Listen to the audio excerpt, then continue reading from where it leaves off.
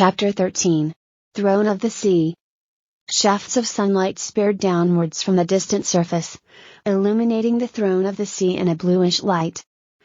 Sunfish swam in a halo around the periphery as courtiers of all shapes and sizes sat or swam before the throne. Merfolk blared a salutation on their conch horns as Atlantica sat and surveyed the court. An officious Cecilia rapped the floor of the platform sternly and called the court to order. After a few more raps and some stern looks, there was silence. She bowed deeply to Atlantica, who bid her to continue with a wave. Order! Order all! Pay heed to the surge of the ocean, Atlantica. His court is now in session. She paused, giving everyone a final warning glare. The first order of business is the crown pearl sprint. She graciously allowed some modest acclamation before bringing her staff up for silence. In the first high tide after the vernal equinox, it is our Lord's pleasure to take a pearl from his crown, and toss it into the depths.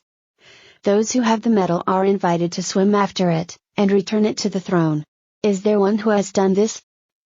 I have, intoned Balanoptera from the back. He strutted forward, grinning broadly, holding the pearl before him. The crowd cheered, and several of the youth slapped him on the back and congratulated him as he moved through them.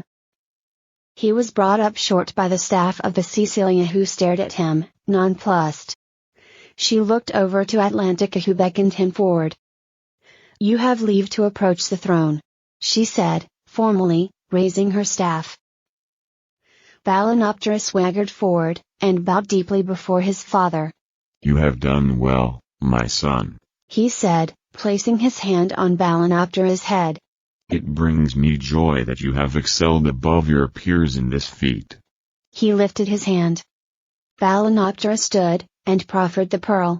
Atlantica took it, and fixed it back into his crown. "Sit now," he said, "at my right-hand side, and share this court with me." Balanoptera bowed deeply again, and took the proffered chair. The audience cheered again. When everyone had settled, Atlantica leaned forward to the Cecilia. "Please summon Winter." The crowd showed a mixed reaction. Some giggled at the herald's difficulties. Others looked disapproving. Most were indifferent. Winter stepped onto the platform, having added a purple velvet cloak over his loincloth. Magic tingled from its surface, keeping it plush and buoyant in the water. It swept behind him as he strode steadily across, nodding politely to the Cecilia, who did not deign to notice. He stopped and fell to one knee before Atlantica in one smooth motion, the cloak cascading around him. "Foster child," said Atlantica. "I am told you were second to cross the finish line today." Winter nodded. "It was ambitious for you to race against the water children. However, I think it is clear to all that your ambition was well-founded given how well you did." There was polite applause. "Let there be no question as to your participation in the future." He glanced warningly at the audience. "It may not be your fate to be a leader, but every leader needs good followers.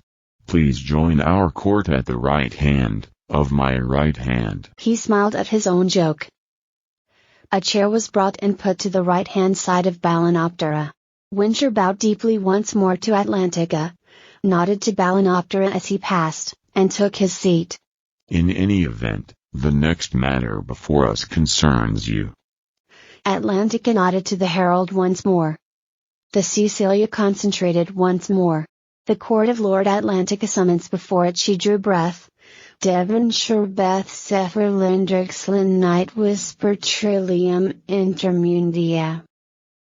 There was a murmur throughout the crowd, not all pleasant. "Mage of the 9th Army of Romitu," continued the herald. "Magister General of the Sinai Academy of Magic, bearer of the Rose of Courage, holder of the Order of the Valiant, and member of House Sinai." A figure strode in from the edge. As she moved, the light seemed to follow her. She had red hair with highlights of flame, worn in ringlets that swayed around her, unimpeded by the water. Her crimson silk garments similarly behaved as if in air. She wore a silver cuirass etched in highlights of gold, displaying a complicated coat of arms entwined with magical symbols. A short skirt of embossed leather tassets, similarly gilt, was held up by a belt from which hung a short sword on one side, and a wand on the other. Dark red leggings covered her from her thighs to the top of boots made of thick hide. She continued to the center of the platform where she stopped, nodding her head politely to Atlantica, but not going down on a knee. "Welcome to my court," said Atlantica, in all seriousness. "I am honored at your pleasure," she replied, in a lilting voice. "Gag me on, chum," muttered Balanoptera to Winter. Atlantica and Devonshire continued exchanging pleasantries. "Is there anyone in creation who can talk so much and say so little of an elf?" "Better than putting your fin in your mouth," said Winter. Balanoptera glared at him sidelong. "God. Is she putting the moves on Dad? After killing his daughter? She's got some nerve." "It's called being polite. You may not be familiar with it," said Winter. "I don't know," said Balanoptera. "They say she'll spread her legs for any creature with a trace of the divine in him." He looked over at Winter to see if he was taking the bait. "What do you fancy my chances are with her?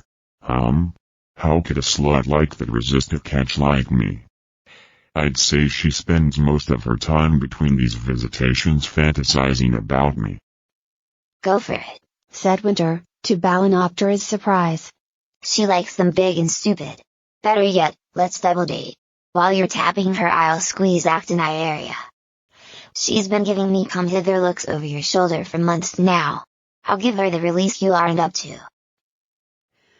Balanoptera drew breath to his something particularly nasty when the quiet of the court and Winter's innocent stare past him made him realize he had just missed a question directed at him from his father.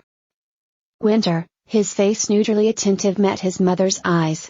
He was way behind his elfish language studies, and even further behind in his elfish body language. But by the cant of her eyebrow he rather suspected she was sending him a stern warning and there would be a long discussion later. Balanoptera floundered his way through recovering his poise. Winter looked out over the court. Most despised him, either because he was the blood price for his mother's killing of Atlantica's daughter, or because they sought the favor of Balanoptera. The remainder were decidedly neutral towards him. Not wishing to offend someone technically close to the throne, but also not wanting to be seen close to someone almost certain to be out of favor at any time. He intentionally did not look at Cindria, the only person who was actually nice to him. He was pretty sure she had a crush on the exotic boy from the surface, having listened to too many fantasies. But he suspected his own feelings as a desperate cry in his lonely state. Even so, the kindest thing he could do was to ignore her.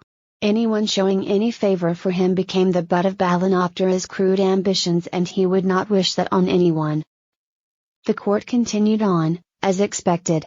It was his 12th birthday, shortly, and he was allowed to spend 2 weeks with his mother under pain of oath that she would return him here for the rest of his fostering. The formalities of the contract were winding down, and he rose, wind-bitten, and moved to his mother's side. They made their exit together and, shortly thereafter, her magic carried them both far away.